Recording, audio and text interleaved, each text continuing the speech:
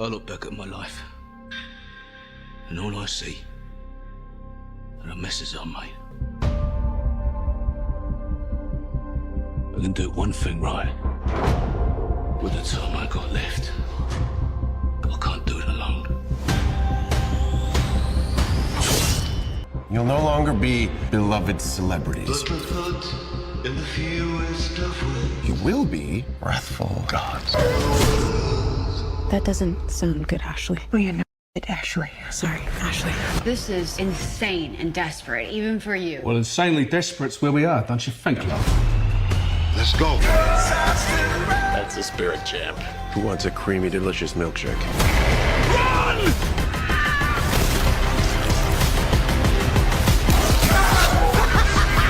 You're all welcome.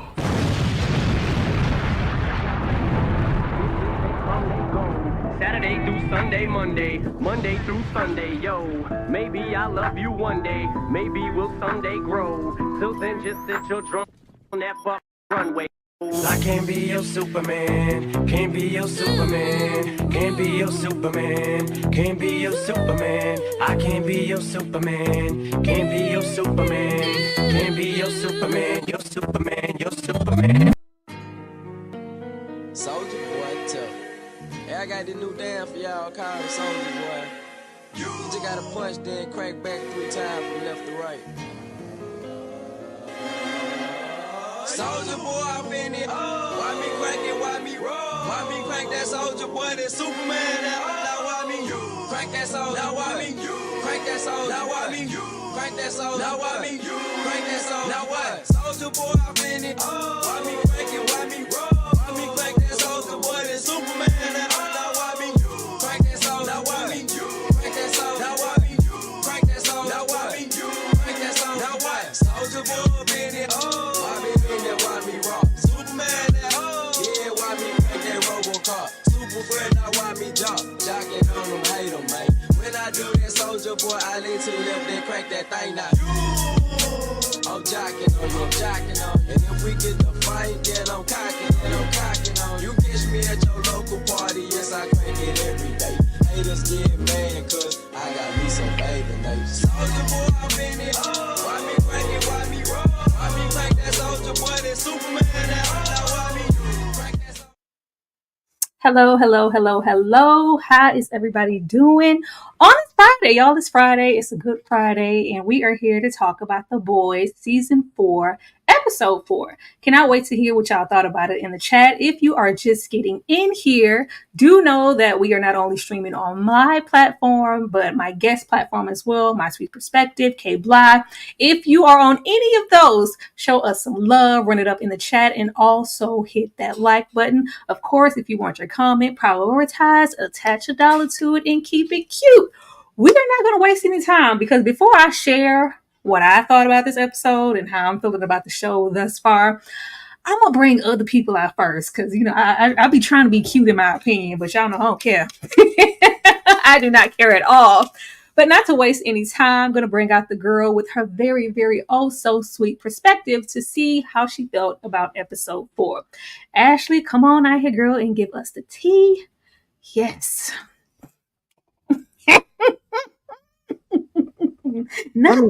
Myself. Maybe listen, the StreamYard didn't want me to speak either.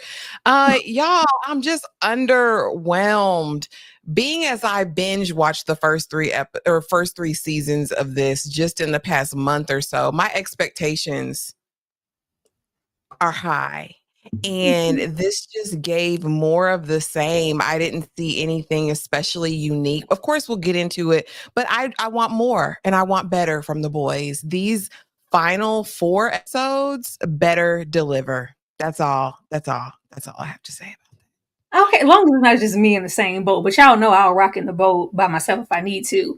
The show is very political, I'll say that. Very agenda driven, like message driven. But the show has always been that. But it was really, really written well, great satire, and there were other elements woven in there to just make the show incredibly entertaining.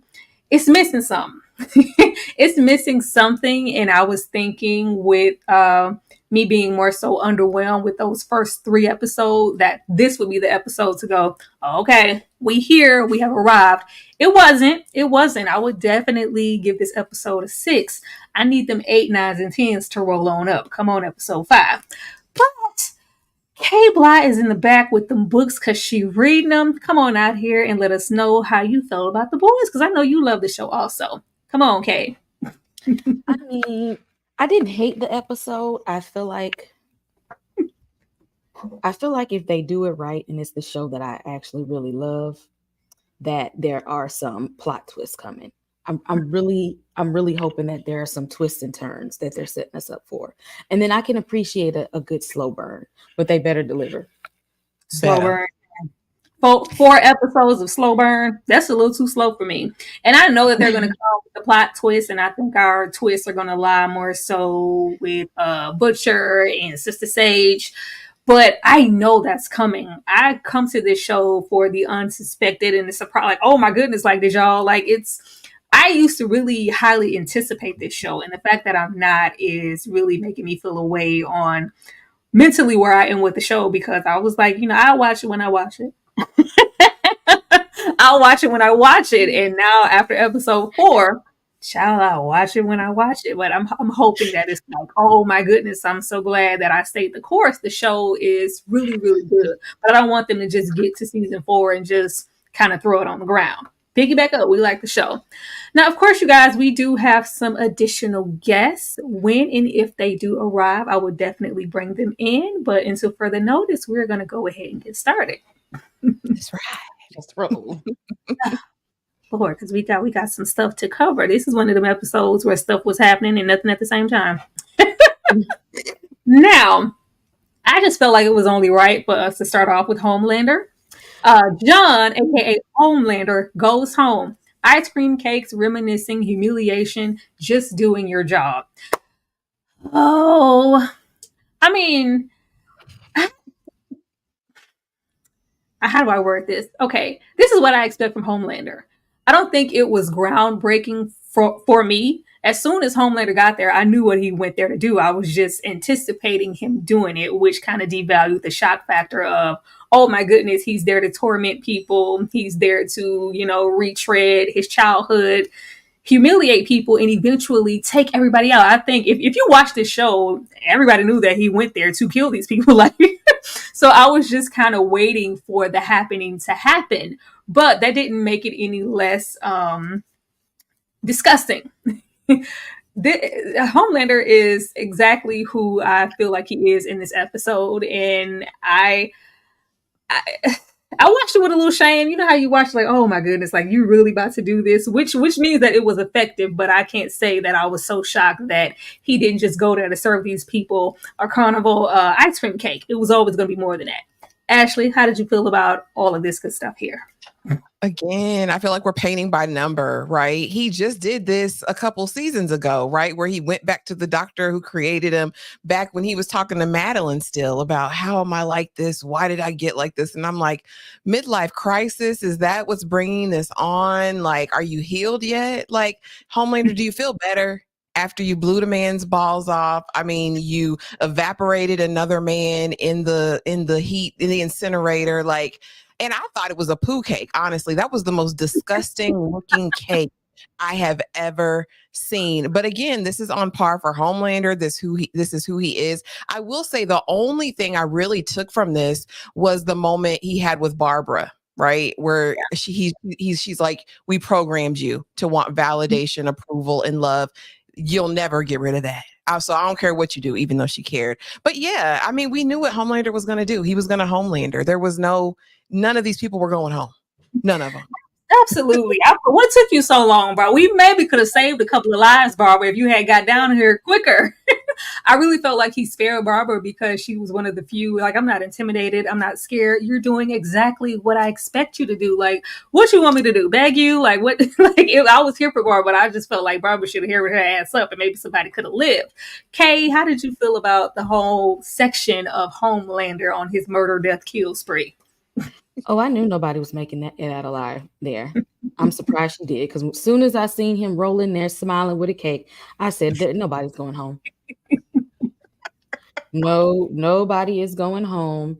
And this might be the, the last straw in any piece of humanity, empathy, somewhat caring. Like it's gone. There's nothing. I thought we lost that long ago. Well, I mean, he cared a little bit about Ryan, He cared a little about Ryan, and he cared a little bit about Black Noir. And I think, after, he had to, he killed Black Noir, and he's seeing that Ryan is kind of favoring Butcher. Like, it's like, it's gone. There's nothing there anymore. Yeah, I'm kind of trained on Gold to know that anybody Homelander cares about eventually gets got. They die. So he don't care about anybody doesn't go. I'm just waiting on Ryan to get away before he's next. And Ryan was nowhere in this episode. I would have loved to have known what Ryan was doing. Are you off discovering yourself, trying out your powers, sulking? What are you doing? He was nowhere to be found. I wanted, which we're going to get to, that scene where A-Train was getting the Compound V. I expected Ryan to be the one to catch him, get the boy in the story. No, it was Ashley. Okay.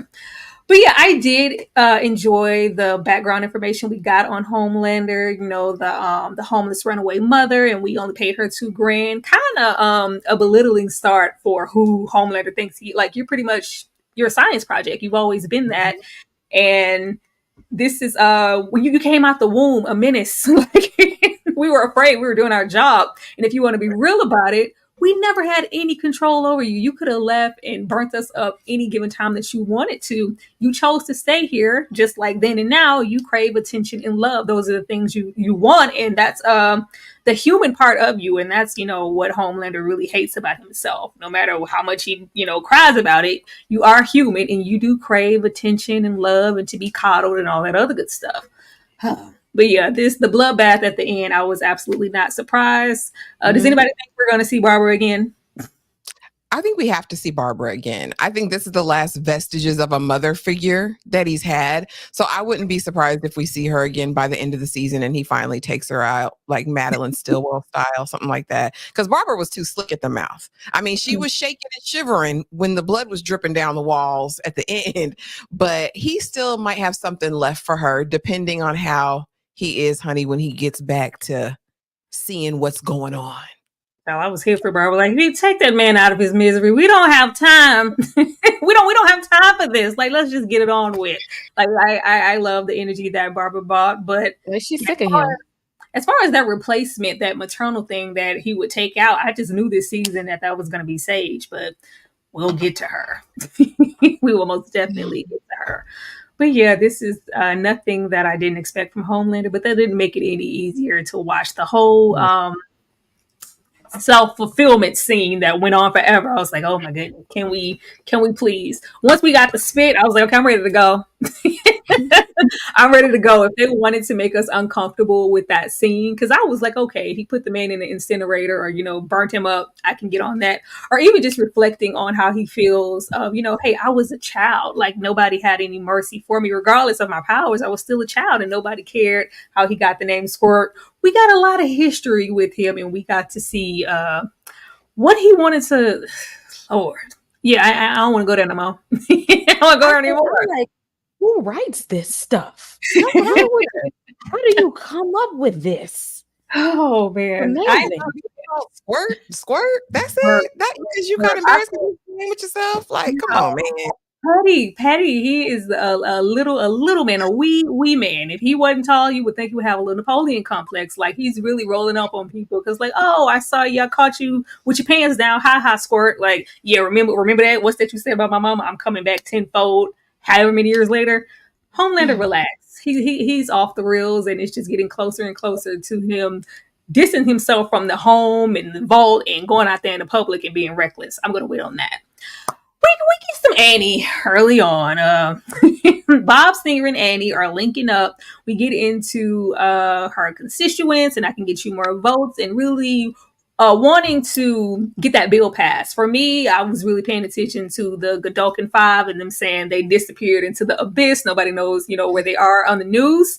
And I'll even put my suit on if I have to support you in that bill and getting those soups where they need to be. Kay, how did you feel about any of this? Did you care?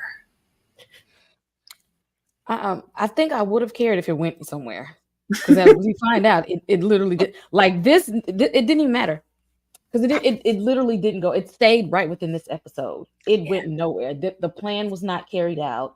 The plan didn't even get off the ground, for that matter. It went nowhere. It was just Annie is down bad right now. Ashley. Girl, put your cape on and just let's stop all the foolishness. I told her what she needed to do last week, but they're not listening to me. Starlight needs to be Starlight, okay? She needs to put on her cape. She needs to mobilize her people, okay, her followers, and she needs to get them incited. You know what I mean? Let's get them on the edge, right? So that we can get something done. But Kay is right. This was useless. The most important part, of course, was the kiddos, because we know they ain't disappear nowhere. Vought got them somewhere in a cave, a cavern, a supermax, right? And I'm waiting for my bloody girl to get out because we need her. We need her. Absolutely. I think what's doing it for me, or what I guess not doing it, is this cowering away and oh my God, like she's very. And I get the Christian background, but I think me and Kate covered this at first. With everything she's been through in the past 3 seasons, I just expect her to be a little bit more evolved. I would love for her to go ahead and put that suit on and do what we need to do, but I'm really over Starlight already. We just 4 episodes in, trying to fight the good fight and expecting like that moment where we abort the mission and she's like, oh, not my medical right. Like, when have you ever known Vault or anyone to not go below the belt and be able to seek out and get any information they ever wanted to? Like, man, I'm ready for her to like get dirty. That's why we need the likes of somebody like Butcher, because everybody here is just trying to. And see, Butcher was trying to help her. He was like, I need to know what she has on. What is going on? What do you? And she lied. See, if she would have told the truth, they would have got in front of it, and she would have been ready. So she set herself up for that. She could have been the feminist heroine, right, of the ages, of owning your body autonomy, all that stuff. She could have taken that and ran with it. Be Starlight and have that presume halo of innocence around her, and it's just not that. And we're kind of, I guess, leaning back into her Christian background, her mother, and expectations she has to be that. But it's like, maybe we've been through some stuff. Come on, put that suit on and rally your troops. This is not the time.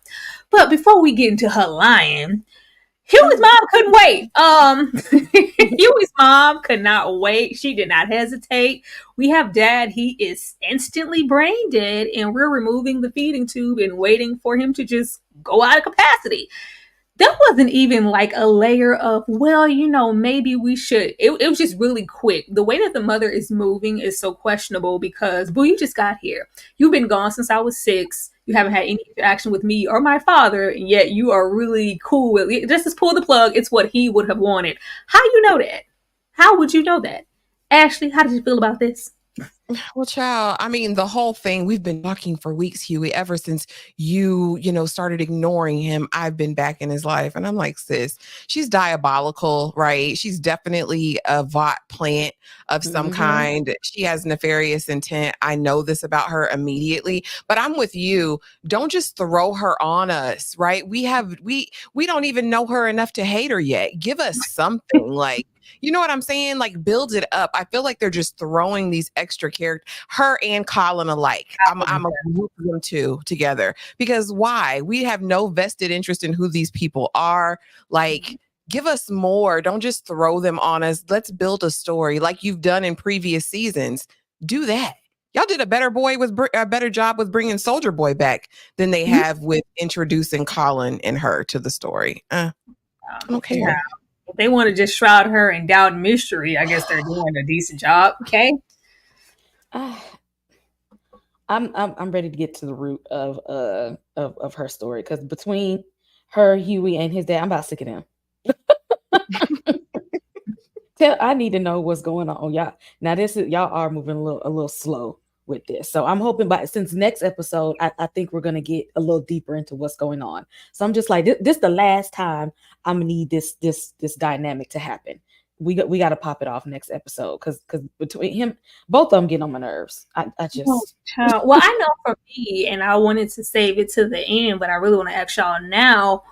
with the him having the compound V and us ending off the episode with the compound V going and like the mystery of like, oh, who gave it to him, because Huey clearly made the decision not to, is in which I don't know if I would like if the show's going in that route.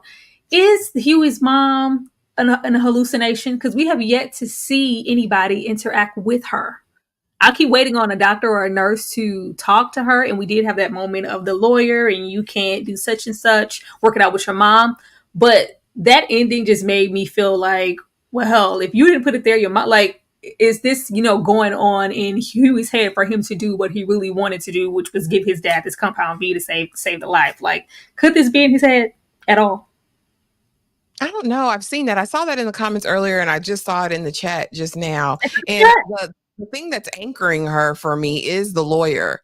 And so if that is gone, I thought that the lawyer was viewing official paperwork. So if it's official paperwork, she's got to be real, right? It'd be an interesting take. I mean, I'm here for something interesting. I'm here for a surprise, but I do think she's real.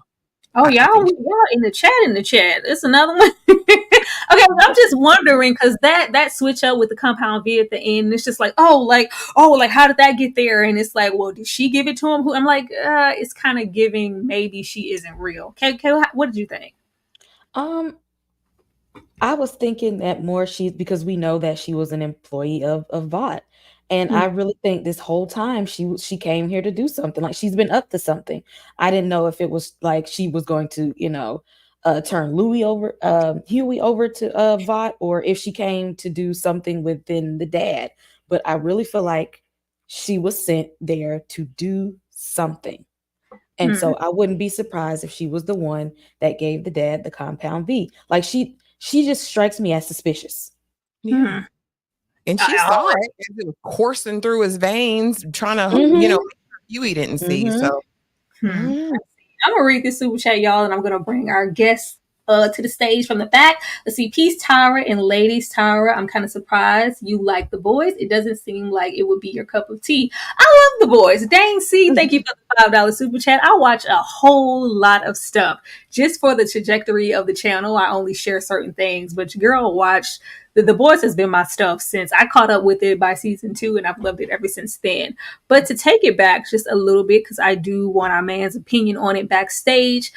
So glad that he's here, always right on time, coming to the stage. Elliot from Elliot Movie Files. Hello, Elliot. How are you? Good. How's everyone doing tonight? Elliot, you came back. We think you was coming back. Yeah, we're good. We're happy that you're here. But I don't want to move forward without getting your opinions on. I opened just with Homelander in general, just to know kind of how you felt about everything that transpired. Because I think with us three, this is what we expected him to do, and we just were kind of counting down the clock until he eventually killed everybody. Yeah, I mean, this was the trip down memory lane, the reunion that he's been, I guess, striving for since last week to kind of get rid of any of that humanity that he had left there. So I thought it was, out of this entire episode, I thought this was the most, this is what we come to watch for me, for The Boys, right? It's obviously the supporting characters moments, but it's mostly, what is Homelander going to do this week? Who's going to kill? What he's going to muck up this week? So it was hard to watch at times. I'm sure you guys talked about Marty having a moment to, the shine and Frank and all that. So I enjoyed most of that stuff, as far as just now knowing, or at least hoping, that this is going to propel him to getting the Homelander that we've been striving for the last few seasons, which is, what does a Homelander look like without humanity? What does a Homelander look like out of control? So it's interesting to see what this new rebirth 2.0 Homelander looks like after now being, I guess you want to say, liberated from all of his pent up love for humans. So it's going to be really, really. I'm surprised. I don't know if y'all mentioned it. I'm surprised that he didn't bring Ryan along on this trip with him, just to kind of truly get rid of it, showing Ryan at a young age, to show him his trauma, getting off of it. So I'm surprised Ryan wasn't in attendance to witness his dad's full slaughterhouse. I don't know. For me, I stated I just expected to see what Ryan was up to this episode if he wasn't with Homelander. I was anticipating him being the one to find A-Train, grabbing that compound V, and kind of pull him into the dynamic, but he was nowhere to be found in this episode, which was like, well, what is he doing? Exactly. And I'm sure, I think we talked about it last week. That's kind of the thing about The Boys. Sometimes you have almost too many characters, and every character has to have like check in. And sometimes like a character like Ryan becomes like, wait, where is he? That doesn't even make sense. Like, wouldn't he be in the penthouse of owner? Like, where is he when he's not around home? So it's like little things like that. We Black Noir episodes. It's like, sometimes we focus on things that I personally don't care for, the Colin, Frenchie, all this stuff last week. So yeah. And anything about Annie linking up the link up that never actually happened because it ended before it started. Yeah, this was interesting. Because this whole political angle that she's now, I mean, we saw that they've been building it up this season, and her and Singer, it kind of fell flat on deaf ears to me because we really haven't seen this relationship being developed, and her to have, I know she's for the boy, but just part left kind of like, the anti-hero bill that's getting passed. It just kind of felt left field. It feels like Annie, they want her to be, again, she's the moral compass. She's the only person on the show that has done the right thing in most cases. And I just don't know what exactly this link up, or as you just mentioned, this non-link up is supposed to lead to, like now, because he obviously benched her after what was in this episode. So yeah, very, very curious. He's like, he's gonna try to get in another soup to combat. I'm not sure where this is going. We'll see. But I was very underwhelmed. Is he officially elected the president? Has that day come quite yet? Or are we still building to like the official? He's the president. I think we're still building. That? No, we're still building. Okay, so he isn't officially the president yet. Yeah, we're still building. Still. Huey's mom. What's going on here? And do you, I think, just surpassing this, do you feel like she's actually here, or if she's in hallucination? I mentioned it last week that I thought that could be a possibility, and I know we talked about it. I think it was, I don't want to say debunked, but the doctor talked to her directly. Like when they were in that room, he had her in that moment. At least I assume he was talking to her and Huey when they talked about removing the tube or whatnot. So I think she is there.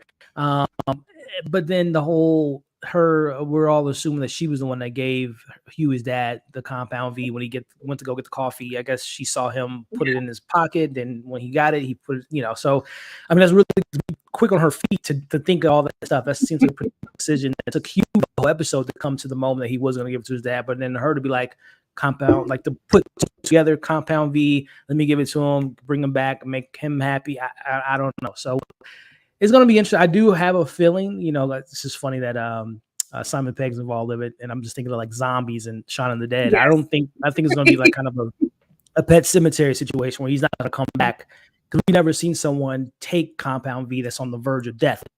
Obviously, Butcher, Huey, and all them took it. So I don't know how it's going to react to someone's body that was essentially dead. So that's going to be like, are we going to see him be like I said, like a zombie and out of control, and maybe Huey has to. Elliot, we're coming to get you, Barbara. I need to watch it. I ain't watched it in a long time. I need to watch that. Yeah. Yes, Ashley, coming to you, getting here. Butcher's back in. We ain't waste no time. I'm glad we didn't. Butcher is back in. The only person who's really against it is Starlight. I don't trust him. And then she opts to lie when he asks her a plain question that we need at this moment. Why does Firecracker have it out for you? And we have Butcher also still hallucinating, and Becca kind of there to bring him back down. And we also have I just put body worm because at this point we don't really know what it is. And him begging pretty much, if I happen to not make it to the end, Marvin, I need you to save Ryan. Now, as soon as I saw the worm, the whole thing in the shower, it really made me think about Venom. I don't know what exactly is inside of Butcher, but once we got to the ending and the whole blackout situation, I was like, it's really giving Venom for me. I don't know if anybody else got that, but that's where my brain went. Ashley, how did you feel about all of these things? Yeah, the whole, protesting too much. Okay, Starlight, like, come on, lady. At the end of the day, is your aunt really that big against Butcher that you needed to even make a little scene? It felt like filler to me. I didn't believe it. I didn't believe her. I didn't believe she was that mad about him being there. And then it was short-lived, right? Mother's Milk is like, listen, he's in. I don't want to hear it. I run this, right? Call me sir. I like that. I like that side of Mother's Milk. As far as Butcher and his worms, really gross, really gross. But I think the worm is helping him, right? As we will see later on. So, and the discoveries that, and I know we'll get to that, something's merged and maybe is going to make him magical. So I'm super here for that. I don't know how I feel about the constant hallucinations from wifey, right? I know that's pushing him forward and propelling him into purpose, so I get it. I did like his plea to Mother's Milk, though. I thought that was beautiful. I'm like, okay, he's still on his redemption arc, and I'm absolutely here for Butcher, reclaiming his humanity, doing something good in the earth before he thinks he's going out, which y'all know I think he'll be here for a while. But yeah, just okay. It didn't overwhelm me. It didn't tweak my melons or anything like that. But it was cool. Did she freeze? Okay. Oh no. Oh, did we lose? I got her.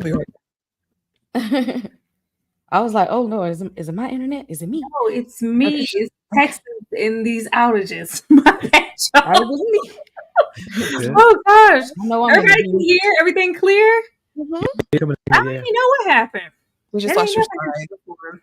Okay, here we go. Let me go back. What were you saying, Ashley? I was just saying it didn't tweak my melons or anything, but it was cool. It was, I like the human side of Butcher. I like that he has an affinity for Ryan. And I hope he really converts Ryan. I think Ryan's still on the edge. And that's honestly what I'd be more excited to see than what we've been seeing. I'd really like you said earlier, Tyra, to see more of Ryan and see how is he going to turn? Is he going to come back to Butcher? What is that going to look like? But I like his humanity. I can go either way as far as him seeing wifey every other 2 seconds. I don't. Absolutely. I'll be happy when we get to see Ryan, maybe even if he's just exploring and discovering himself. Let's get something. Kay, how did you feel about all of this stuff here? I mean, well, I'm glad they didn't waste no time bringing Butcher back because, I mean, we really don't have time to waste at this point because the 7 is they making moves. They're making moves and they're making moves fast. They're like 10 steps ahead, so we don't have time to waste. So Annie, she's gonna have to get over this. We don't have that kind of time. The parasite that was so creepy. The parasite moving through Butcher like that. But I'm very curious to see how this parasite thing is going to evolve.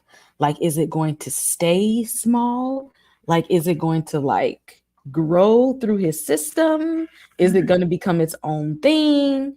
I don't know. Maybe that's like the horror side of me, but I really want to see the evolution of this parasite thing. Yeah, because the first 3 episodes, it looked like a little tiny situation in his temple, and the whole back. It looks like it's growing. It does. Right. Elliot? Yeah, the Butcher back in the group, I think we all can attest that, yeah, it's about damn time. It only makes sense. I will say, though, I do wish that we would have seen whatever conversation was between Butcher and them. Last time we saw them, he was like, get the F out of the group. I don't want you here, yada, yada, yada. But I don't know, was it them saving them last week in episode, well, not saving them, but episode 2, he saved them. I don't know if that was come to realization, we need him, all hands on deck, but neither here nor there, we knew he was going to get back. I guess it's just a matter of now of him and MM who's going to take the leadership role if they, go back and forth with that or what have you. But yeah, the parasite, I think it is something that is protecting him. I think Tumor is kind of to, I don't know, maybe he'll have the similar powers to, well, not similar because she eats people's faces and stuff. I'm thinking of Zoe, Vic's daughter. Mm-hmm. So I don't know if he's going to have some type of powers like that, but whatever it was, it blew up, Ezekiel. So it has to be something that's a little bit bigger and more vicious and more dangerous. So I think it's safe to assume that he is a soup again with this new compound V that he took from French. That's going to be interesting to see if that is going to prolong the whole death. Butcher is now going to live at least. I think between this season and next season, I don't think it's going to be like a big time gap. I think we're going to, even though it might be like chronologically in our time, it's going to be like a year or two before season 5. But I think in the context of the show, it's going to be like within a couple days from season 4 to season 5, the finale, to build up the Butcher death. Because I don't think we're going to see him die this season. I think this whole, whatever the reveal is of this parasite, or this mutated parasite, is going to be something to keep an eye out for the rest of the season. So I hope the parasite isn't killing him, because he still is giving weak and like he's wasting away and he's barely holding on. So I'm hoping that it's not that's eating away at him, and maybe if he gets rid of that, maybe that's the thing that's killing him. And if that gets out, maybe he's saved. But it came through in the clutch in this episode. So how it came through, we don't know, but it was a travesty. It's a hot mess in the trailer. To your point, I think it's like the Venom. Like whenever the host is in danger, it comes out and it's without his knowledge. So I think they're gonna have to find that balance. Like I think it's a good comparison with Venom for sure. Kimiko and Huey's recklessness, like this annoyed me so much. Them doubling back to endanger each other's lives pretty much. With that team following Kimiko for payback for last episode in retaliation. I was like, they could have followed you anywhere, Kimiko, and it would have been just lit up wherever you are. It just happens to be here. And then you have her in turn, like, why didn't you tell me we were meeting A-Train? This isn't unsafe. And you're making Huey unsafe at the same time. As well as Huey just, as many eyes are being put on A-Train, especially by Sage, we don't need to be recklessly calling him up for every little thing, even if it's to save our dad in Compound V in broad daylight. This was all just really risky and reckless, and the whole narrative of you owe me. I was really like, child, I saved you last episode. I ran up on you and saved you already. What exactly do I owe you, Huey? That was your save right there. Like, what else? And then we get more into Kimiko's history of her actually assisting in the kidnapping of the smaller kids and the history, and kind of getting into her throwing away all the progress she's made in this therapy and really getting down on herself as the bad person. But Kay, I'm going to come to you. How did you feel about this? I was here for the action and the cutting and slicing of it all, but I was like, this is extremely reckless, even for the boys.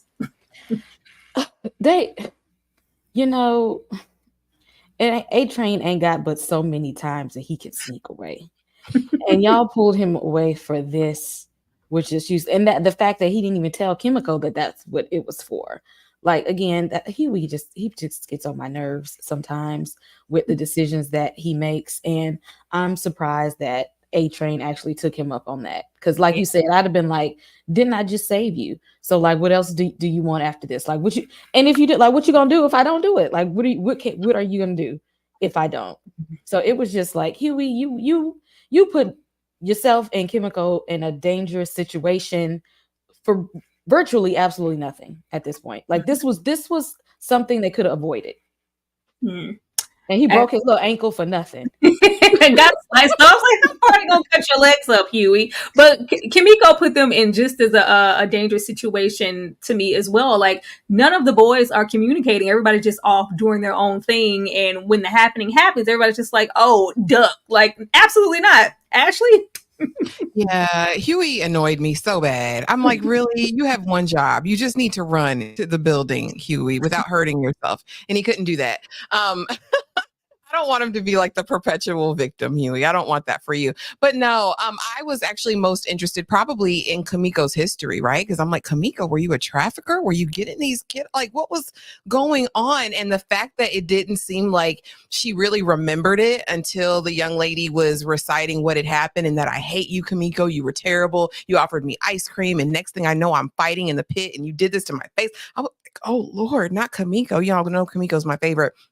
As far as A-Train, it did have me begging certain questions, right? Because I'm like, A-Train, does he really want forgiveness this bad, right? That you're going to be willing to be at the beck and call of Huey indefinitely? Like, when does it stop? And Huey, like, come on. You know, everything that went wrong in my life is because of you, A-Train. I'm like, come on, Mike. Like, that's reach. That's a reach. Okay, he did eviscerate your girlfriend. Okay, he did that. But everything else, I mean, you jumped in, Huey. You jumped in with Butcher. All right, it's giving teen angst, and I don't like that. Yeah, because he's a grown man. Huey's 30-some, right? Like he's come Come on, my Not guy. even like beck and call. It's one thing for you to come through and you owe me. You want me to go and steal some compound V out of Homelander's apartment? Like, hell no. And the fear that A Train carries for Homelander, I just was like, he really, Correct. really wants his forgiveness. Elliot. Yeah, that was a stretch for me. I know we're going on the A Train redemption road trip for the last couple seasons, but in particularly this season. Yeah, I didn't think that he would be willing to risk his life going into Homelander's home. And the thing about A Train too, he's the fastest man in the world, but they don't use his powers like as he's a Flash, because if the Flash was tasked with that, he's in and out. Like Ashley wouldn't have seen him, no cameras could see him. So they always the powers sometimes are a little bit, not as fluid as I wish they could be. But yeah, that was a hard sell for him to be like, all right, well, yeah, I'm trying to, again, I know narratively they want to say, well, he's on his redemption arc, he's trying to do the right thing, but like doing the right thing is going to get him killed, is what is leading to. But I guess in that scene of him stealing from home, there may or may not be an alliance. And Ashley, I'm trying to figure out like them teaming up, and obviously they all have dirt. Ashley, I mean, literally, Ashley, if she wanted to, she could take down Vought herself. She has all. Now, she's done some bad stuff herself, but she has everyone's dirt. And she has everyone's dirt. So I don't know if A Train now being associated with the boys, A Train can now bring Ashley into them, and they can use her and all the knowledge she has to leak out Vought stuff. So we'll see where that goes. The Kimiko stuff, yeah, it's like, how did you not remember? I would assume the compound V affected her memory for her not to remember what she did and remember her past of trafficking this girl, how many other people she did. So it's weird what the season's doing is making us reflect on these characters again, Frenchie and his past, and like they're not necessarily, again, that's the beauty of the boys, like no one's truly good, but like, yeah, Frenchie's past, now Kimiko's past, so now it's questioning the audience of like, can we really, are we been ruining, who's bad guys in this situation? So everybody's always bad. Yeah, so it's really, really interesting to see what they do, how Kimiko's Shining Light's going to tie back into the main, because I'm assuming that Shining Light's probably like a subdivision of Vought. They traffic, test out, compound V, and they, have people kidnapped and using their bodies to see if it can work or whatnot, so they can build, an army of soups or what have you. So I'm assuming that's how they're going to tie it back into the main plot. But right now it's just, yeah, I don't know. And do we even have a name for her? I don't even think the subtitles give her a name, the Kimiko friend. Yeah, so it's like very. I don't know. This is shaky. This is background on Frenchie. I don't need this. I don't need this, and I don't want to know. I feel like this is something we could have maybe gotten away with season 2. Season 3, maybe like now we're so invested and we know so much about them. Like this just seems. Apparently we don't. Even when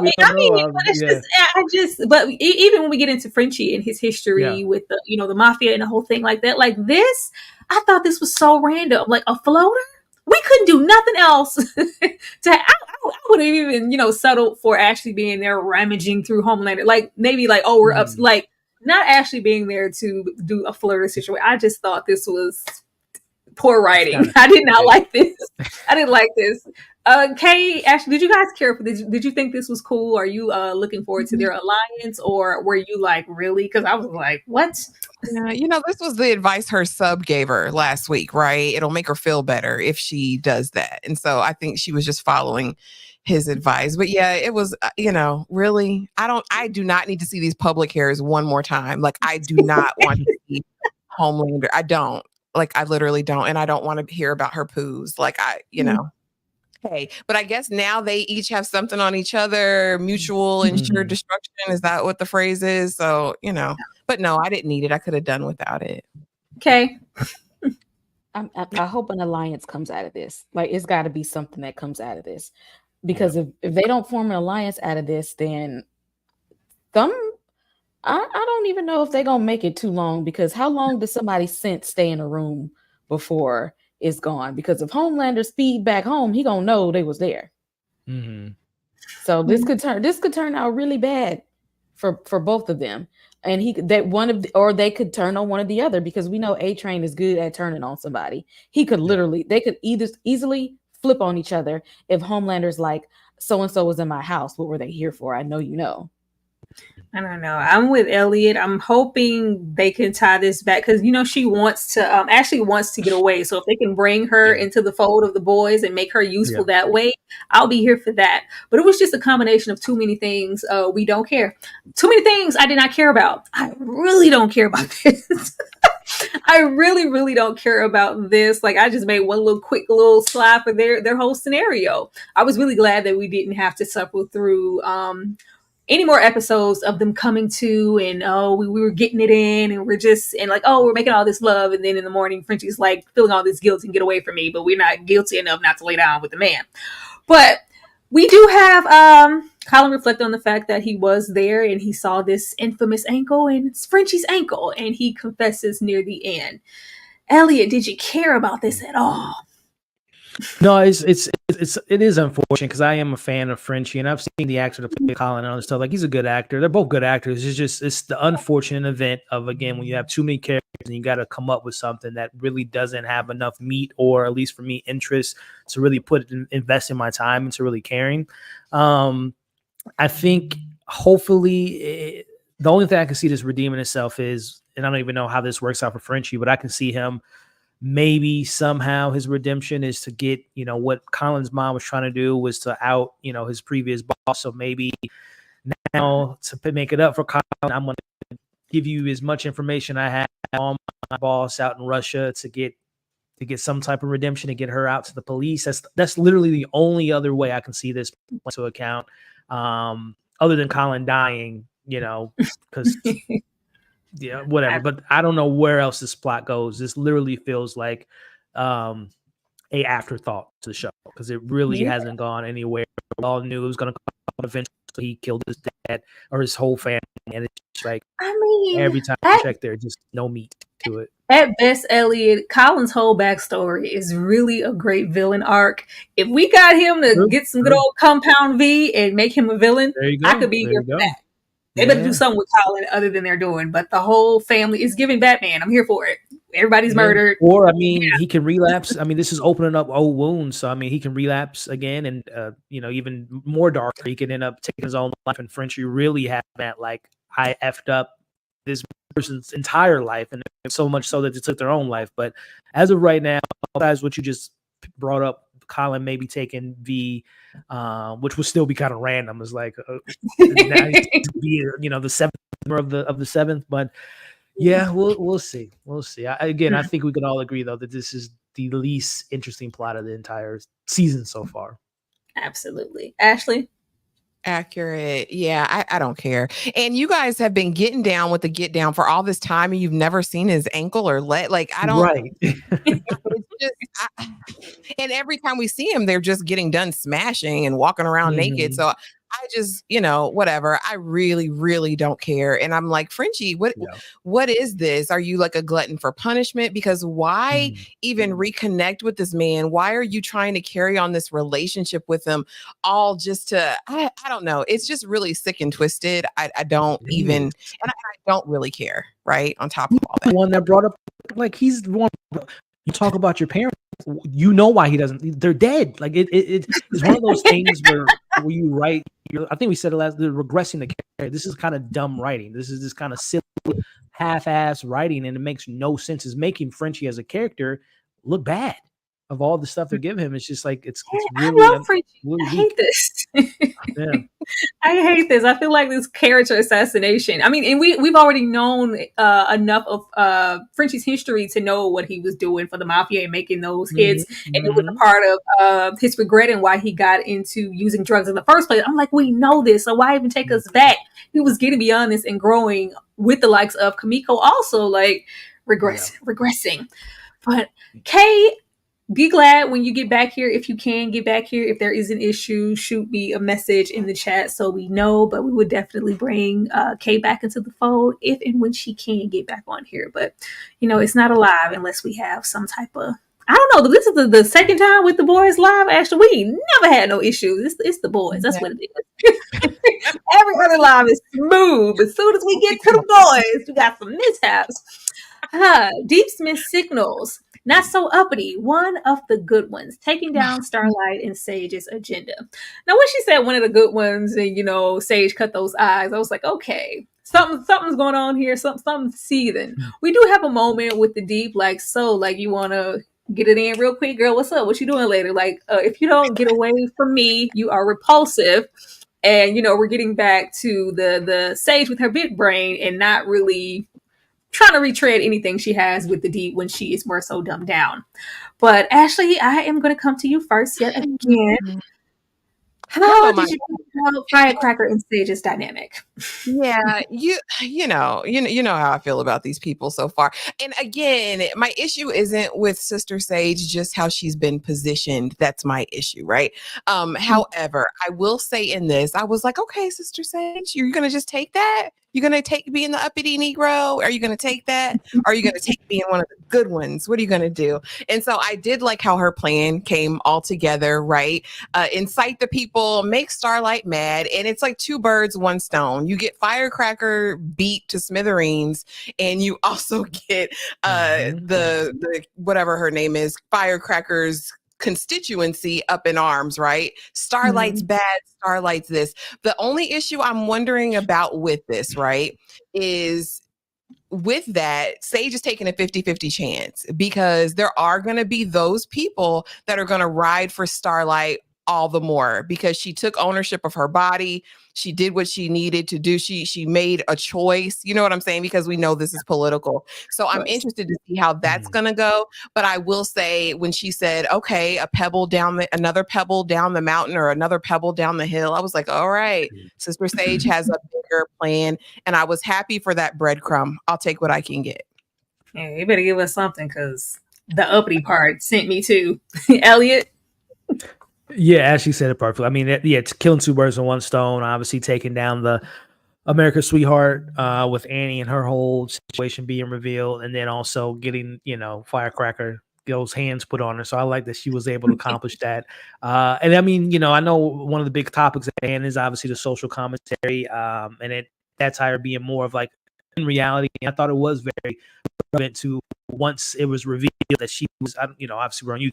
I said she's starts with a P as far as what Firecracker's past relationships were, but people just brushed over that. And as soon as Annie, the whole letting go, deciding to not have the kid, everyone's and I kind of was like, even Colin and her friend was like looking at her like, did y'all not just hear what Firecracker did? And that's worse. I don't know. So I like the commentary there of like picking and choosing people's battles and what people stand for and their morals and what have you. So I thought that was really kind of timely and whatnot.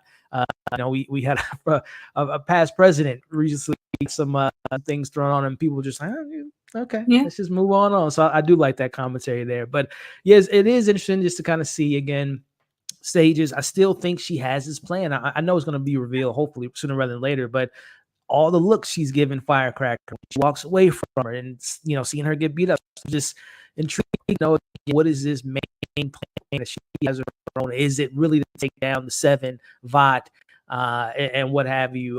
So I'm really keeping my eye on Sage, what comes of her as we move along. But yeah, sadly, with getting into this episode, this was the most liberating thing for me because they were putting a lot of stake in the fact that we're going to hit her with this blackmail, and Firecracker's going to sit down somewhere. And she's like, no, I'll send it myself. Like, I'm going to flip the narrative. That surprised me because I was like, oh, okay. I set up.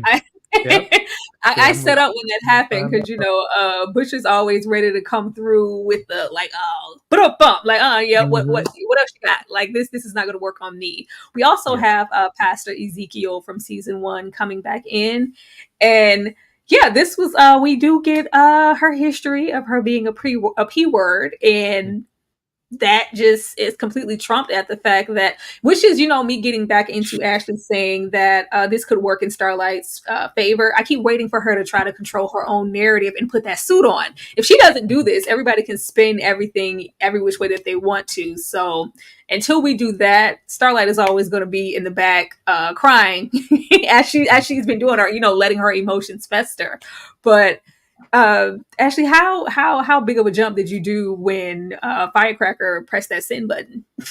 Yeah, I was like, oh, okay, all right. She's unashamed. And I knew it was going to be some of the whole, like, oh, I'm repentant. I was whatever. But even in her whole repentance, it was gross. And again, conflating the two things was completely wild, but I understand what the show was doing with that.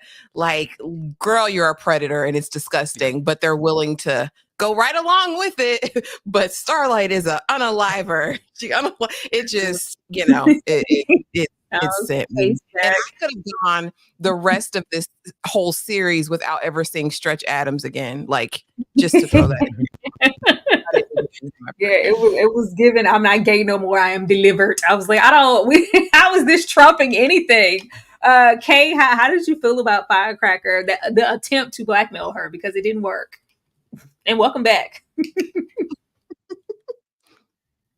It's muted, Kay. There you go. Firecracker she has all the nightmare fuel for Annie and just keeps getting the best of her. Like, y'all have not seen like her mind tricks yet. Like, it doesn't matter what she says, because she's built up a following of a bunch of idiots. They're going to agree with her. It doesn't matter what it is. Like, she knows at this point, she's like virtually like like they don't care. They're gonna have her back at this point, and Annie need to go and find her crew and do the same. Because at this point, there is no playing nice. There is no trying to do it the right way. Annie, you're gonna have to do it Butcher's way. That's just it. It is. That's all I have been waiting on. But she's, still lying. She's still ashamed of things she did, especially even here when she mentions, her blinding someone at 13 when she was trying to save, a building full of people. It's just, well, I did. It's still, a lot of shame with that, but I'm just waiting for her to take back that narrative and go, yes, I did that. And it's just bigger things at stake than Starlight's. All of her shame is pushing her for being bullied. Like, you're giving her reasons to bully you because you want to be embarrassed and ashamed about all of these things. It is, but let me see. Elliot, I'm going to come to you. How did you feel about the aborting missions, as I like to call it? How did you feel about that being put to the forefront with her and Huey deciding that was the right thing to do? And also, like, this is what kind of perked me up with Sage. Like, okay, she does have her own agenda. She does have a master plan. We're going to have to wait for it to unfold and see what it is. And she's not just there being the uppity Negro. Elliot? Yeah, the whole obviously it's a very, again, election year, very, a topic that a lot of presidential people bring up as far as, pro-life and what have you. So I thought that was very timely, but it kind of felt a little out of left field. I can't remember what season it was. I think it was season 2 or 3 where him and Annie were discovering the Red Room. I think it was season 3. And they had the little cameo of Marie on the screen that she used to be a kid there. I think the conversation of them briefly talking about like kids, and it was just alluded at. I think something like that, of that decision and those two characters, which, by the way, not to jump too far ahead, but the chemistry between Sage and Dee, to me, is so much stronger and more interesting than what Annie and Huey have ever had. Like, I don't even think they interact I don't even think they're a couple anymore. I know they are a couple still, but like their romance is like non-existent at all. Like, something like that, like that could have been an interesting story to kind of have with those two. They just kind of glossed over it. Almost felt like I missed an episode or something when they brought that up.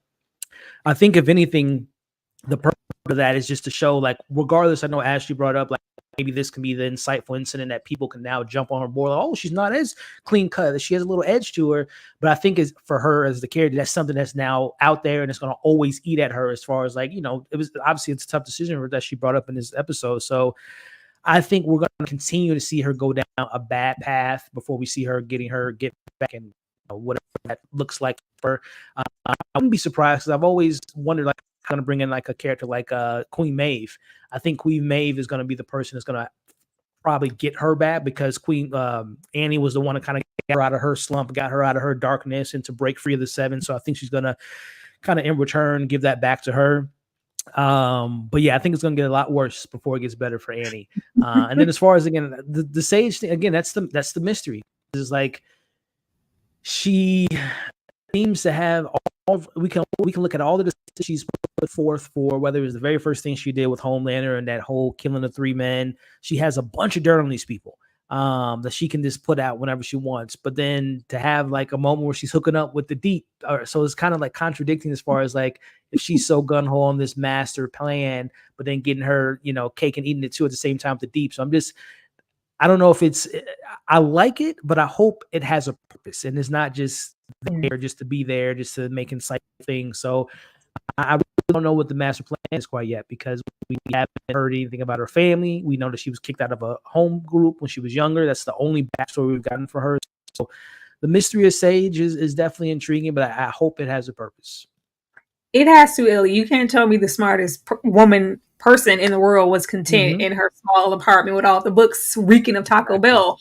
I just feel like there's a greater, remember when all of you guys wrote me off and this is what I've been trying to accomplish this whole time. It better be that. Ashley? Yeah, I enjoyed seeing Starlight beat the brakes off Firecracker. I can't lie. I was absolutely here for it. I enjoyed it. It gave me a thrill. And I did like Sage's kind of snide remarks on the side, but I do agree with Elliot, because I made the same mental observation while I was watching. I'm like, are Huey and her even, do they even like each other? Like, are they kissed or hug, anything? Yeah, no, there's nothing romantical about it at all. Yeah. You're not getting it in. It's ugh. And I would hate to see Starlight have to hit rock bottom, but if that's what we need to see her do, for her to put on her big girl panties, I'm all here for it. But let's do it in 2 more episodes. Let's do it by episode. Look, I'm giving him a time frame.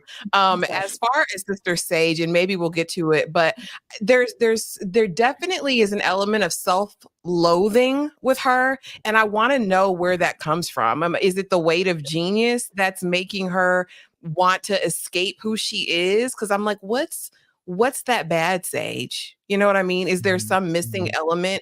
So my hope is that we do get a full backstory on who Sister Sage is, where she came from, and her motivations. Okay. I still fall for mute. About time, Starlight, because like I said the last time, her powers are much better than Firecracker's. Why are you letting her bully you around? You could have did this the very first time, and you would have shut all of this down in the beginning. All you had to do was run up on her and go ahead and beat her down real quick, and we could have avoided all of this humiliation. I think that Sage is sometimes when they say when you know better, you have to do better. Yeah. And so by her knowing a lot of stuff, it makes her accountable for doing better. You can't make stupid mistakes if you know everything. And that has to be a burden to I can't slip up because I know better. And there's a sense of when people are blissfully unaware, they can make silly mistakes. And especially by her being a Black woman and already being held to a standard, it's I can't slip up, I can't make mistakes. But what does that do to you when you feel like you got to be perfect? Yeah. I could get into it. I was here for the whoop ass. I was here for that, even though this is fueling the narrative that Starlight isn't who she promotes herself to be online and as a public figure, and the children aren't safe over there. I was here for all of this, but it was really funny. I just wish I hope she carries the same energy over into the next episode, but I feel like she's gonna kind of regress. Oh my God, I messed up with Bob Singer, and what are we gonna do now? It's gonna be that instead of just putting that suit on and doing what we know she needs to do. Let me get these super chats. Thank you so much, Dane C, for the $2 super chat. I think Sister Sage can see into the future. Really, you think she's on some Raven Simone? I just think she's smart. I think she'd be doing a whole lot more if she could see into the future. Let's see. Right. Once again, with the $2 super chat, I'm disgusted. Deep is cheating on his octopus wife. Yeah, Sage out here being the side chick to an octopus. Ain't that something? Absolutely, Dave. And let me show you some love for that, and we will be right back. The Deep, get back over there with Ambrosia. She misses you. It's hot in that closet.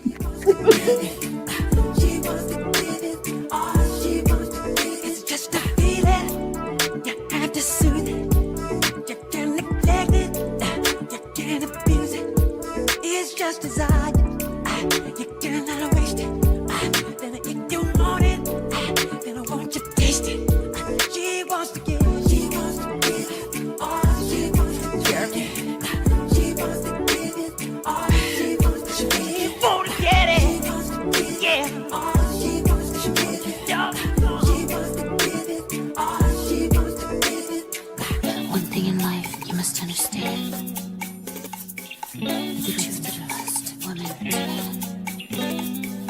Just open the door and you will see there are no secrets. Make your move, set me free.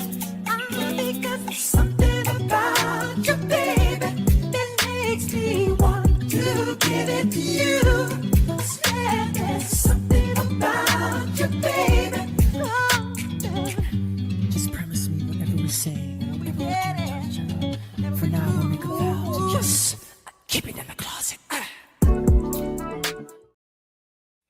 Don't keep her in the closet. Let You her know, out. you Closet. Tyra, you know you wrong as hell. Yes. They have a real, that's the realest relationship. Y'all talking about passion and a lack of whatever between Hugh and Starlight. That's what a passion is. It's been there for years now. That's his true love. She loves her some Kevin. Huh, got her in the closet. What y'all got against the literal closet? Literally in a dirty Oh. Right, we get here. Butcher's dormant power, saving Frenchie, and Firecracker's medication. Now they made a point to put the camera on her medication, so I'm assuming that's going to come back into the forefront again. I tried to look that up. It had a couple of meanings, but I saw that it was a just like a dopamine high, and maybe it was for nausea and vomiting. I'm not sure, but I feel like that may come back. We do say Frenchie, but in the midst of that, we have Butcher, Faith the Black, and Ezekiel pretty much explode into absolutely nothing. Kay, how did you feel when all of that happened, and what do you think the dormant power is as far as Butcher is concerned? The thing is, Butcher likes to keep certain things to himself. So he knows some foolishness that took place in there. But I feel like he gonna hold out on telling everybody else about it when I think he should tell them, because that almost took Frenchie out. Like, you need to let the crew know you going through some things and see what they can put together to help you. Because if you don't know how to control this, like who's next?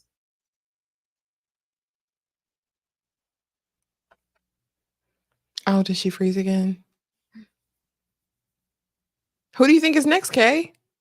Oh, can you hear me? Yeah, we can hear you. She froze. I froze for a second, but yeah, I was like, if Butcher doesn't tell anyone about this ability that he has and he can't control it, that could be dangerous for everybody. Like, what if he's around the wrong people and that little parasite thing just like pops out? Has a mind of its own. Yeah. I don't know. What about you, Elliot? What do you think about dormant power? Oh, here she goes. She's back. No, I'm seriously over here tripping out. This has never happened to us before. Like, oh, can we not talk about the They don't want us to be great. Oh, she froze again. Yeah, Literally. back to back. But no, to answer your question, Ashley,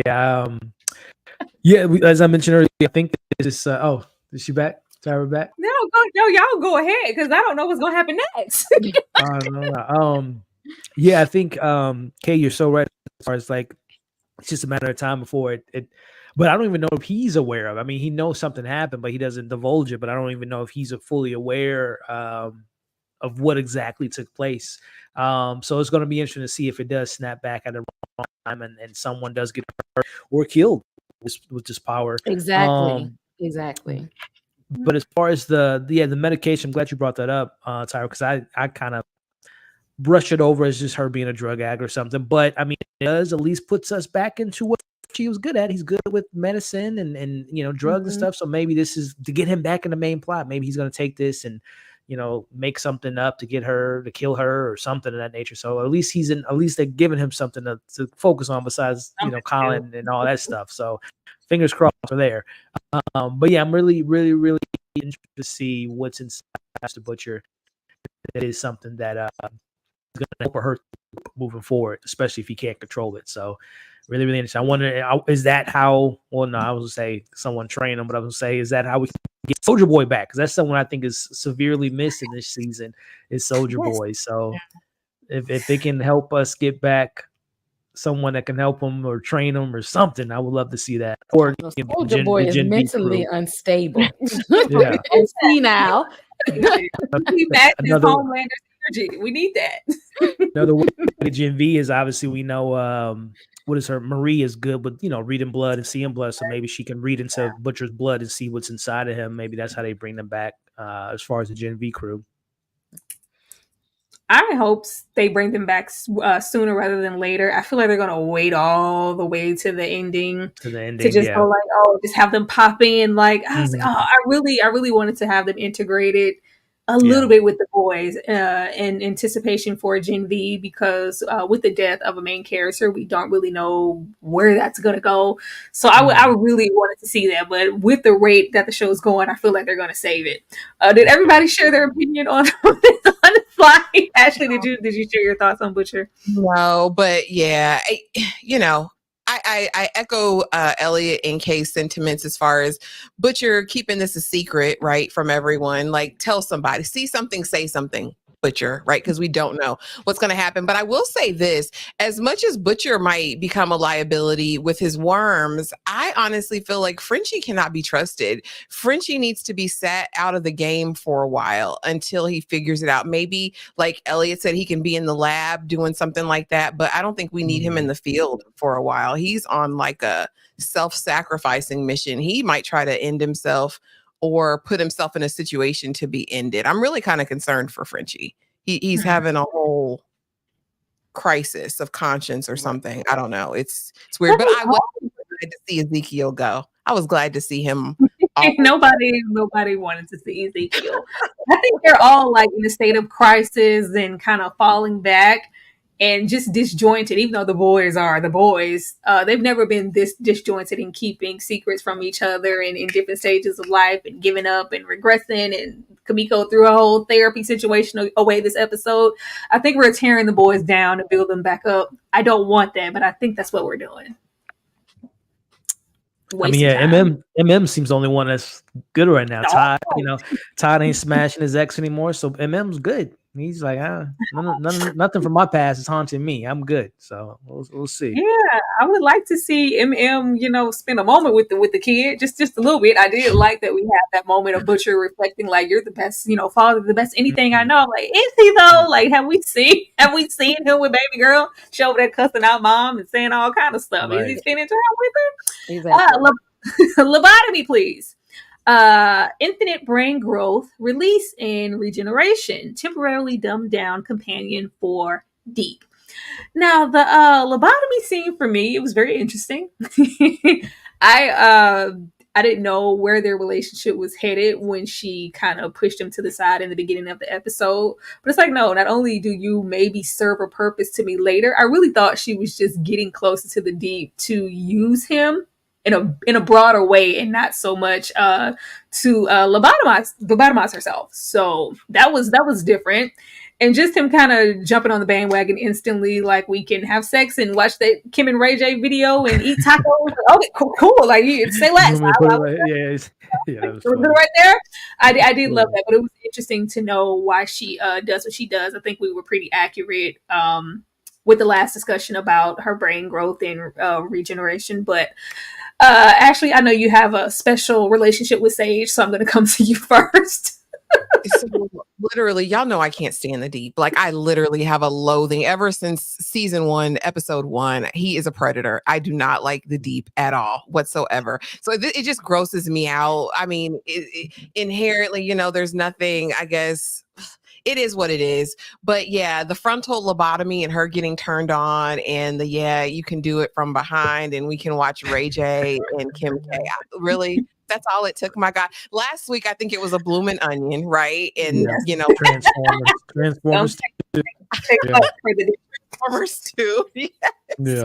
Not even the best Transformers. But yeah, it's just gross. And again, it just kind of brings me back to Sister Sage, why do we not want to be ourselves? And could it be Kay's assertion that it is that weight of perfection, the weight of genius? What does that look like for her? And why do you feel this need to escape for 3-4 hours every Friday night? I will make this ask of the boys. I don't want to see her lobotomy. I don't want to see reference to lobotomy every single episode. Like, please, let's not start that trend. It doesn't, I don't want to see the brain scraping. I can do I can do without this part.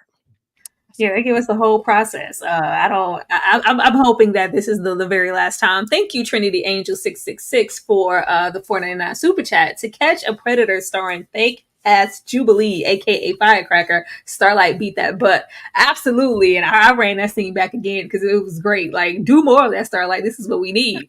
Okay. How did you feel about the lobotomy? Again, who writes this stuff? Like, y'all showed us the whole process. Like, y'all really gonna sit here and take, like, they took a moment to say, we're gonna spend this much time in this scene to show you from start to finish.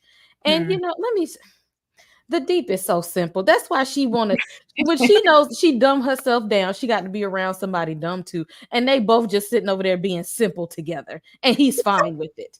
I'm already simple, and he likes this, and she already knew he was simple, and she's like, so when I when I'm temporarily out of my damn mind, who gonna be dumb enough to come over here and hang out with me? Oh, look, there's the deep cheating on his octopus wife coming on over.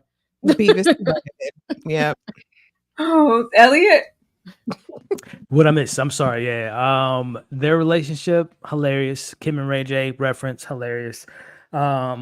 Listen, I have an ick with eye things. So like, Marty was discussing the whole squirt scene, but this was 10 times worse. Anything going to someone's eye grosses me out. And then they kept, and he was banging on it, and it's, it was rotting. It felt like it was in there forever. That was gross. But again, going back just to the root of it, is this genuinely something she's interested in?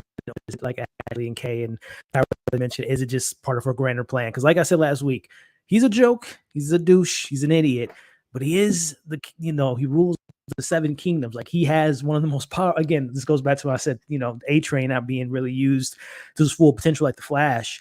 If he is the Aquaman of this story and the parody of Aquaman, he has a lot of powers. If it is to be, talking to fishes and control water, but I don't know if she's genuinely into him, or again, if she's using him, but only time will tell. But I like I said earlier, I get a kick out of them. They have better chemistry than Huey and has ever had in this entire show. In 2 scenes. I'm just waiting on the repercussions of Ambrosius the octopus. Like, Kevin, where have you been? You've been ignoring all that damn algae. And breathe good. Algae breeding all over his clothes and everything because she's been neglected for so long. I'm interested in that. And I just feel like at this point, Sage is like, you know what? If I'm going to be dumbing myself down, I still need somebody in the room who's dumber than me. Come on in. Exactly. I don't want anybody having too much. I think even in this moment, she is being smart because she's already empowered him a little bit, right? She got him to stand up to Ashley, talking to him crazy. I think that was the first step. Then screwing him, that's even further ingratiating herself to him. When it's all said and done, she might be able to command him and control him with very little issues. So we'll see. But I'm hoping she will use him for a grander scheme by the end of it. Right. She might tell him to part the Red Sea and throw it on New York. Right. We don't know. That's what I'm saying. If a little bit of everything. It could. Getting I into look at them as, you know how people have smoke friends, but you know how people have they said like, I'm gonna only smoke with these set of friends. They not like they my real friends, but if I want to smoke, or I'm gonna go over here with these people. I think that's what she uses him for. Like, when I want to be like out my mind, I know he's good for it. He's good. He's there for a good time for her. What I'm reading this chat, and somebody she would have been better off hooking up with Homelander. Child, I'm glad we didn't. I don't want to see that more than I don't want to see her in the deep. Absolutely not. No, I don't want to see that. I have a question though, real quick, Tyra. Before you go to the next slide, though, seriously, what do you think is going to come out about her connection to A-Train? Because there's palpable tension every time they're in a room together, every time. And we know he said she had a big mouth. He did not want her to be a part of the 7. But what do you think is going to come out about their relationship? That's my question to the panel. No, for me, I just felt like that's something that was hearsay and they weren't going to revisit, and she was just keeping her eye on A-Train because she can sense that he's maybe up to something. She knows everything. I've just been questioning whether she knows that A-Train is already hanging out with the boys or not. That's where I was. But as far as going over their past history, I just thought there was some groundwork as to why he didn't want her to be a part of the 7. I don't know. Okay. I think that might be a card he's holding in his back pocket, because especially if she has a grand scheme and she's working with Homelander, it's like, hey, to get, her kudos, A Train's working with the boys. I know you working with them. And he could always say, you snitch on me, I got something on you that will take you down too. So I really think he's kind of just holding that to see, is she gonna try to blackmail me, because I got something for her too. That would be interesting. Elliot? Yeah, because normally I'm just thinking of like other stories, movies when two characters know each other's past. Normally, like when they mention that, you would have seen the next scene. A-Train would be like, "What you doing here? Blah, blah, blah, blah, blah." But they haven't even spoken since that interaction. So it seems like it's a throwaway line, and just two black people know each other from the past and just connecting them that way. But I mean, it would seem very kind of silly for them just to put that there and not have anything into. Maybe he knows, because we haven't heard anything else about her past besides them in that group together. Maybe he knows about her mom, dad, brother, sister, and he can go to them and get some dirt from them and use it to take down Sage or to find out the greater plan. Or I can't remember if it was last week or I saw it somewhere, but someone had alluded to Stan Eggers. He's not dead; he's still out there, and I don't want to spoil anything. But did you guys see the trailer for? Was it this week they put out the trailer for The Boys? Mm-hmm. Did he say? It stands in the trailer, so he's still out there. So I don't know if Stan and Sage have a past, and he kind of used her as he did like with Vic. So we'll see. I think that there could be something there between A-Train and Sage, and him having some dirt on her, or at least getting dirt on her. He gonna need something, because I'm sure she knows what's going on. She clearly knows a whole lot of everything. But we're even now. And yeah, I wanted him to push you on the ground. He was like, "Well, no, I changed my mind. I was going to tell you to F off, but no, I changed my mind. We're this man. Like, who are you, Huey? Nobody cares. Nobody cares. Who are you, Huey?" I would have taken that.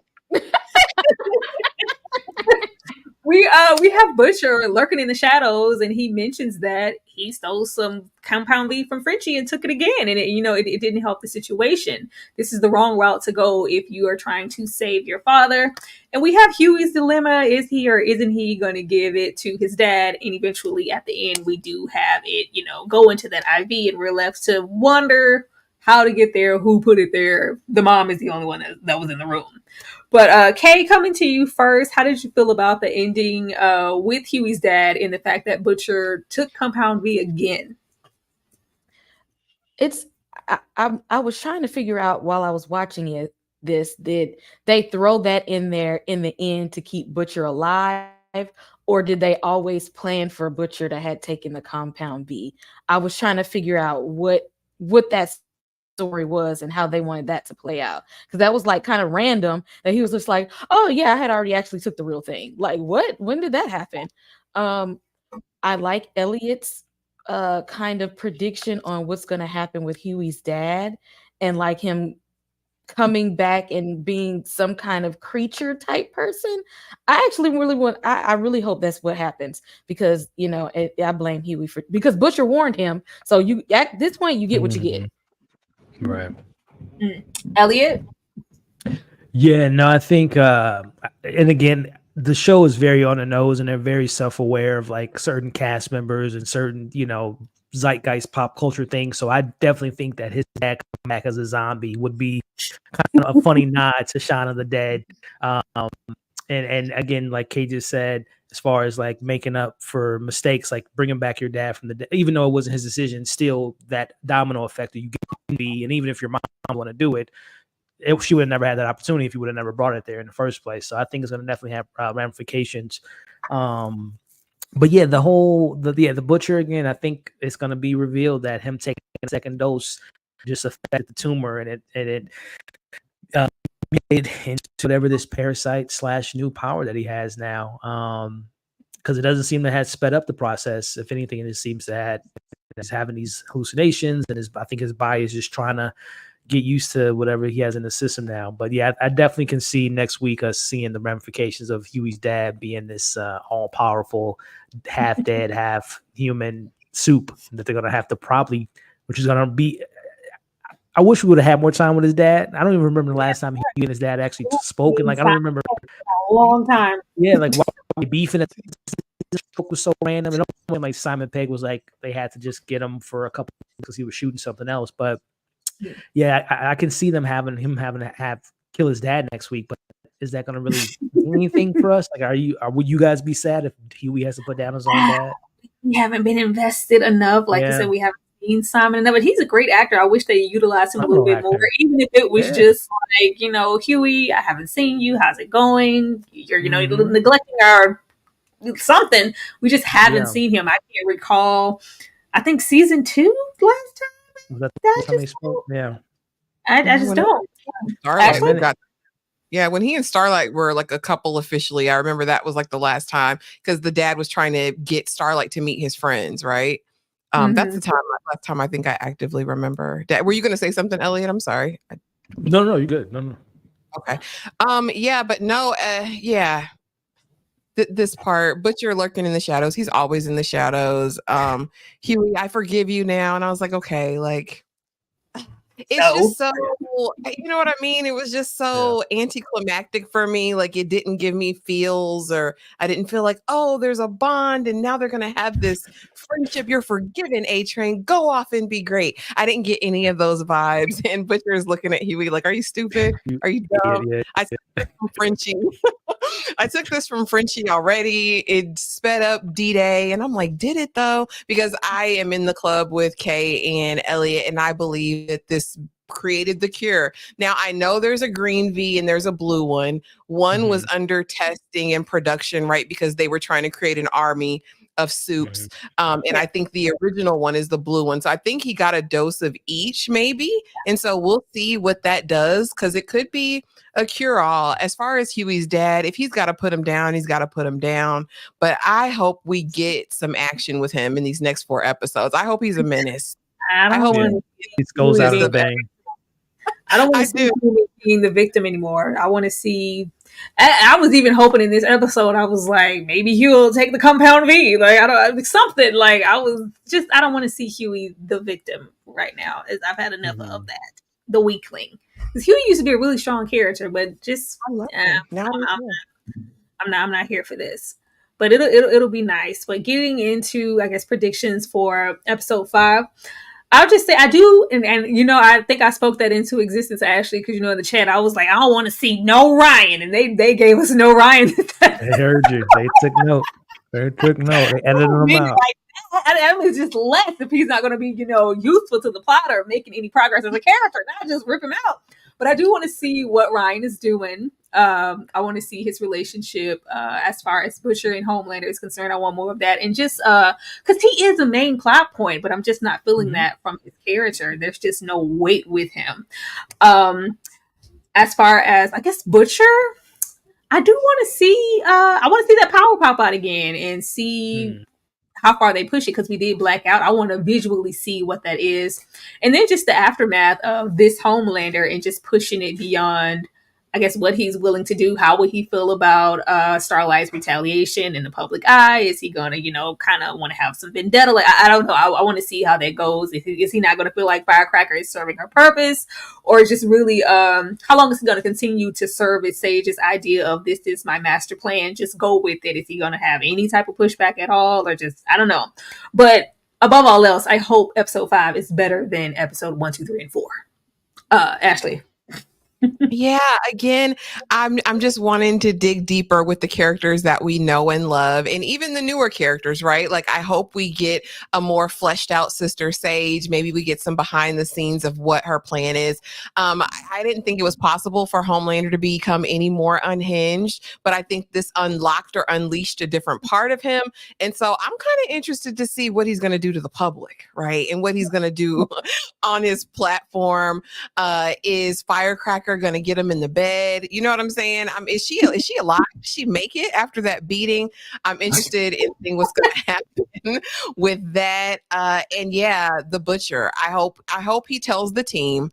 I hope this is a more transparent Butcher who doesn't keep secrets from the team, and that we get that core group back to some kind of unity again, because they're very disjointed right now. My hopes for episode 5. Elliot. Next week, yeah, I definitely think they've been doing this thing where whatever the last scene is does get addressed in the next episode. So we saw the little lobotomy thing in episode 3, so we finally got the answer for Sage in 4. So I'm assuming the last moments of, Homelander, we're going to see the ramifications of whatever that new version of himself, like the first scene is him showing someone steps on his shoe or looks at him wrong and he just kills him without even hesitation or something. So I think we will explore at least a version of what this new Homelander is going to look like.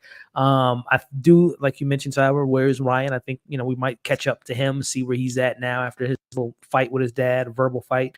I know someone commented, it was Black Boy. We'd love to catch up with him and see what he's. I think it was Ashley that mentioned seeing more of him. So I want to get more of that.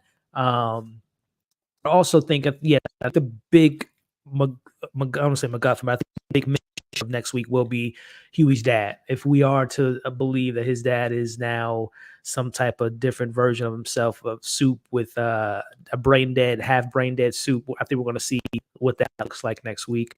And I'm trying to like event for because I think we all agree that they haven't had the election yet.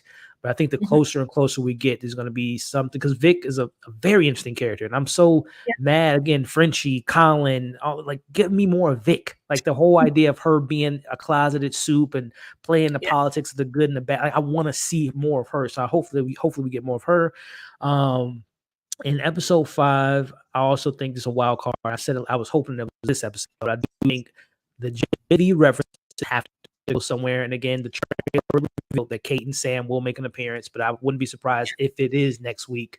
If we're assuming again, Homelander, Unedge, let's get those kids that did the Godolphin massacre. I want them on my side because they're willing to do wild things, and we know Sam is unhinged himself, and Kate has the abilities to wipe people's mind and do whatever they want. So I think we're going to see his plan of take over the world with Sam and Kate being involved in next episode.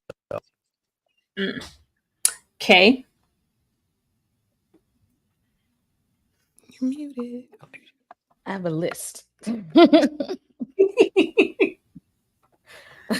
I want to see Butcher's Parasite.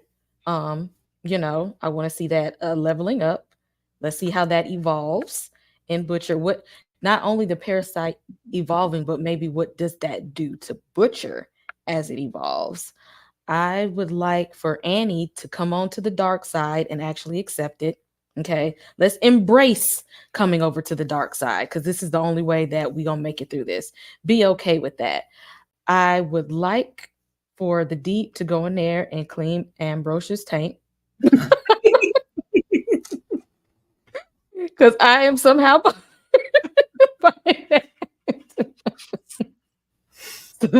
I don't know what it is that is bothering me. I need for that to take place. And I really feel like Homelander thinks that he's hot stuff now. And what does that gonna mean? Like, he's literally sitting at the top of the world, because at this point he's like, who gonna check me? Who can do something to me? So what does that mean, that he think he's hot stuff? Nobody can touch him. He's untouchable. He can pretty much do anything he wants. What does that mean? We shall see. We don't know. Like I feel like we've been waiting so long for the unhinged, even more so than he already is, Homelander. Like, just hurry up and just give it to us. Like that would like really like pick up the show for me and make my day. And the whole who gonna check me boo aspect was always Ryan was supposed to be that wild card. If it's not Soldier Boy, then it's Ryan. Like, but neither one of them are anywhere to be found in the narrative. So it's just like, let's just, have Homelander run them up for a little bit. And then it's just like, da da da da. Like, yeah, you thought we're here to take on everything you'd like something. But at this point, I have absolutely no investment in Ryan. And I would really, really like some. I would. But y'all, those are the predictions for episode 5. Let me go ahead and take this off. That was good. We covered absolutely everything. Let me run it up. Thank you guys for being here. We got up to almost, I believe, 60 people in here, which is awesome. Keep on running it up. Keep engaging. We would love to get more of you guys in here for these recaps. let me thank you guys for being here, chilling with us, and then we are going to come back and let you know where you guys can find us. We'll be right back.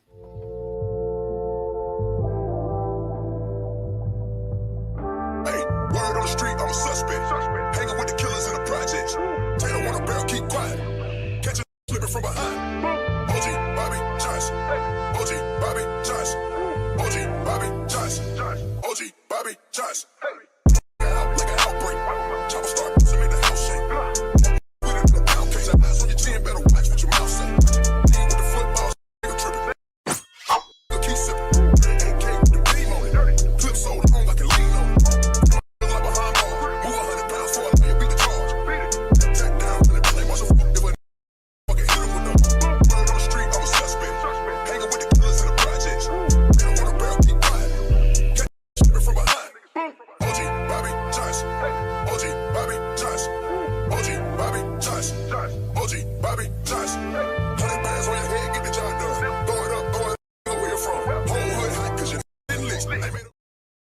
Yes, OG Homelander. Love it, love it, love it.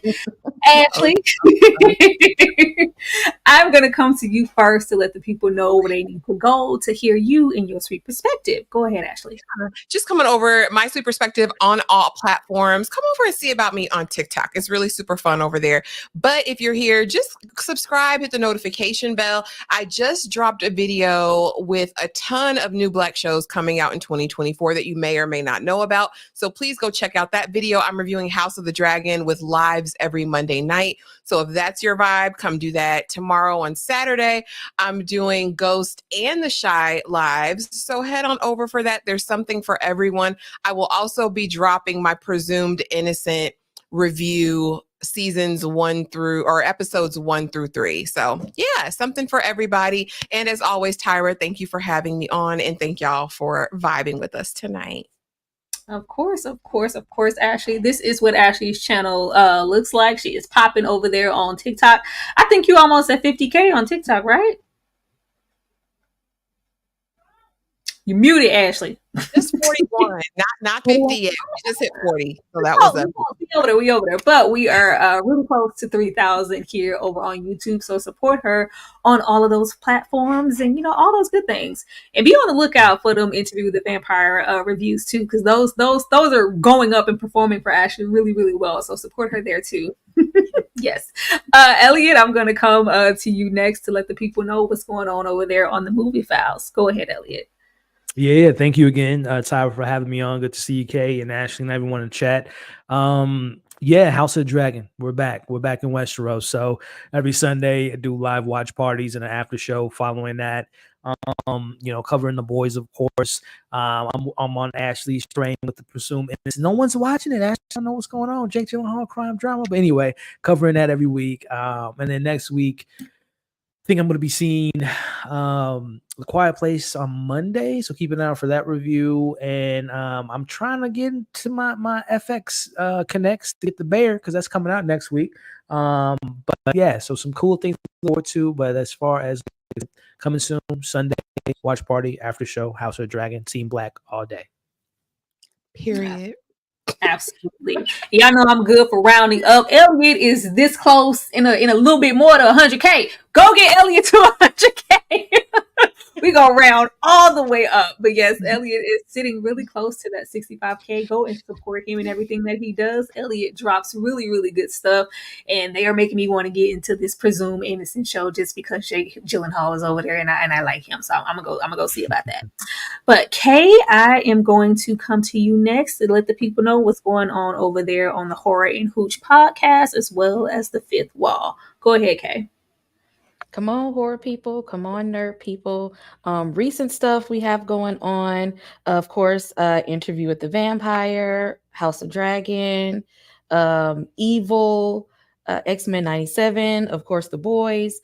And if you like old school throwback movies and you need something to watch, check out the shorts. We have like a whole list of throwback horror movies, underrated horror movies. So if you need something to watch within the horror realm or the superhero comic book realm, go ahead and check that page out and get you something to watch. I got all the recommendations, suggestions, all that good stuff.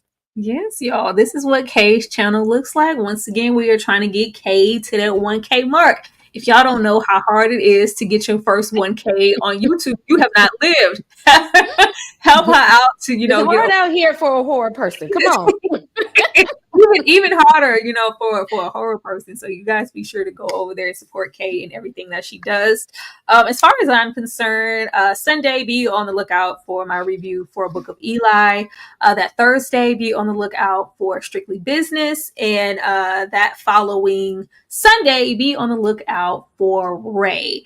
And what's going on in current news, we are throwing it back real heavy for the interview with the Vampire Lives. Like, if you are not there for our interview with the Vampire Recaps, you are absolutely missing out. We also have another edition with Watch With Me LB on that, and it is the funniest thing you would ever want to see. And I really want y'all to be a part of that, especially for our finale episode recap and us cosplaying as them, vampire characters. Don't miss it. It's gonna be funny. It's gonna be absolutely ridiculous, and I am here for it. But you guys, anything else before we get on up out of here and say goodnight to the people? Oh, no. Thank you, Tyron. We're gonna be back next Friday.